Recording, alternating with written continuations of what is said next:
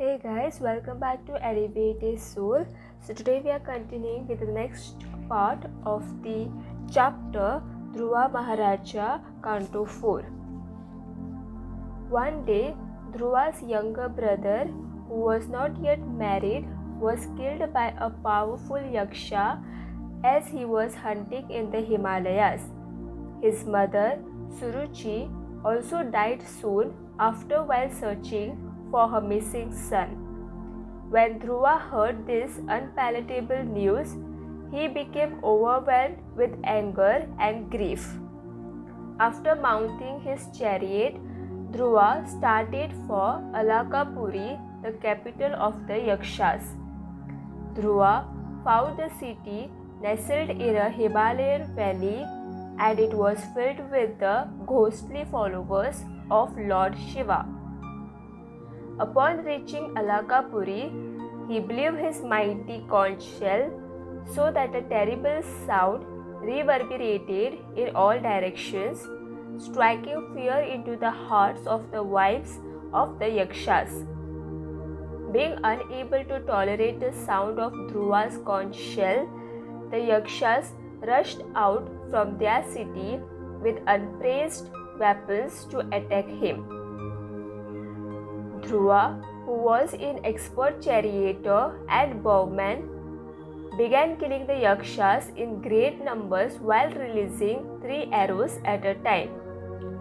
The Yaksha warriors could understand that their defeat was surely at hand, but in spite of this, they applauded Dhruva's heroic fighting. Then, each of the 130,000 Yaksha soldiers began angrily releasing 6 arrows at a time, along with innumerable clubs, swords, tridents, and lances.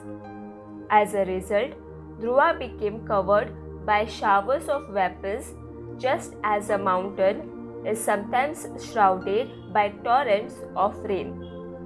When the Siddhas, who were observing the battle from the sky, observed this, they exclaimed, "Dhruva, the grandson of Swayambhuva Manu, is now lost." Just as the Yakshas were feeling themselves to be victorious, however, Dhruva's chariot suddenly appeared like the sun bursting out from behind dense clouds. The twanging of Dhruva's bow and the hissing of his arrows caused lamentation to enter the hearts of the Yakshas. By releasing his incessant arrows, Dhruva not only broke all the enemy's weapons, but he also smashed their shields and deeply pierced their bodies. Thus, as innumerable severed heads, arms, and legs fell onto the battlefield, the surviving Yakshas began to flee.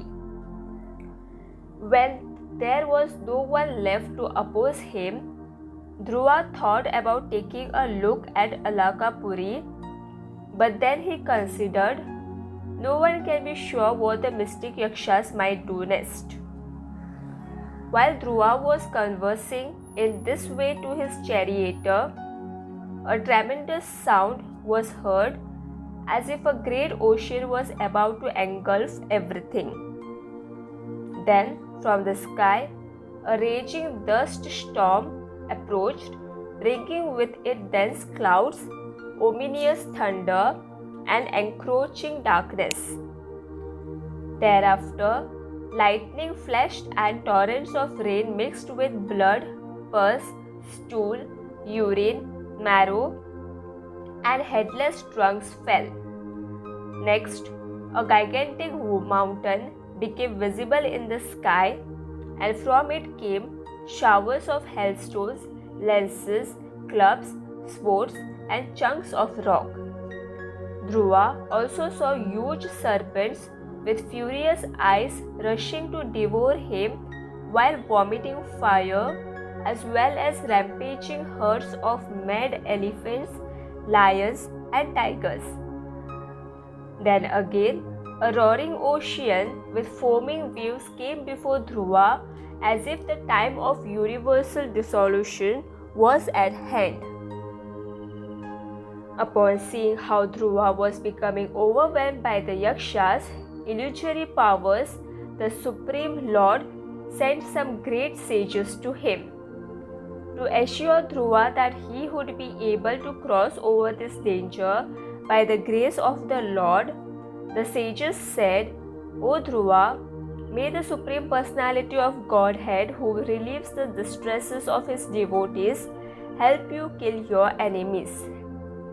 The holy name of the Lord is as powerful as the Lord himself. Therefore, simply by chanting and hearing the holy name of the Lord, the devotee comes under his protection. After hearing these encouraging words, Dhruva performed archamana by touching water and then took out a special arrow that had been created by Narayana Rishi. As soon as Dhruva put this Narayana Shastra over his bowstring, all the Yakshas' illusions became dispelled, just as all kinds of material pains and pleasures are dissipated when one becomes fully self-realized. Thousands of golden shafted arrows with feathers like swan's wings issued forth from the Narayanastra and entered the bodies of the enemy soldiers with a loud hissing sound. And yet, in spite of innumerable Yaksha soldiers having fallen dead into the battlefield, the remaining warriors who were determined to gain victory suddenly rushed at Dhruva with upraised weapons.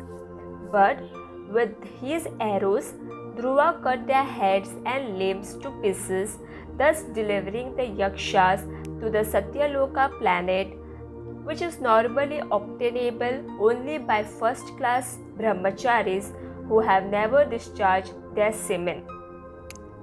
When Swayambhuva Maru saw how Dhruva was killing so many innocent Yakshas, he came there and said, "My dear son, please stop fighting, for such excessive anger is the path to hellish life. You have already demonstrated your great affection for your brother, and so now you should consider how, for one Yaksha's offense, you are killing so many others who are faultless. Such unnecessary killing does not befit a family which is supposed to know the distinction between religion and irreligion. As a pure devotee of the Lord, your life is meant for exemplary behavior. Therefore, I am surprised that you have undertaken such an abominable task. The Lord is very pleased when his devotee greets other people with tolerance, mercy, friendship, and equality." When Swayambhuva Manu saw that Dhruva was still dissatisfied because of his brother's death, in spite of being an enlightened devotee, he continued, "My dear son, everything in this material world is a creation of the 5 principal elements. Under the direction of the Supreme Lord, the 3 modes of material nature create, maintain, and annihilate everything, and thus the Lord is the ultimate cause. In this way, the Lord is the killer of everyone, and yet he is not a killer, because he neutrally awards everyone the results of their creative activities. Whatever suffering or happiness one meets with in material life is the result of his own karma. My dear Dhruva, these Yakshas are not actually the killers of your brother, for everyone's birth and death is ordained by the Supreme. Therefore, please draw your attention to the Supreme Personality of Godhead and see how the material conception of differentiation, the conception of I and mine, is only illusory and temporary. My dear Dhruva, by killing so many Yakshas, you have agitated Kuvera's mind, and he is Lord Shiva's brother. You should thus immediately pacify him with gentle words and prayers, so that his wrath may not affect our family. After instructing Dhruva and receiving his obeisances, Swayambhuva Manu and the sages returned to their respective abodes. When Kuvera learned that Dhruva's anger had subsided and that he had stopped killing the Yakshas, he went to the scene of battle. While being worshipped by the Yakshas, Kinnaras, and Charanas, Kuvera addressed Dhruva, who stood before him with folded hands.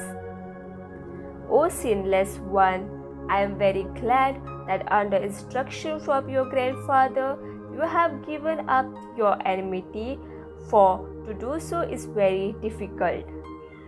Actually, you have not killed the Yakshas, nor have they killed your brother, for the ultimate cause of creation and annihilation is the eternal time feature of the Supreme Lord.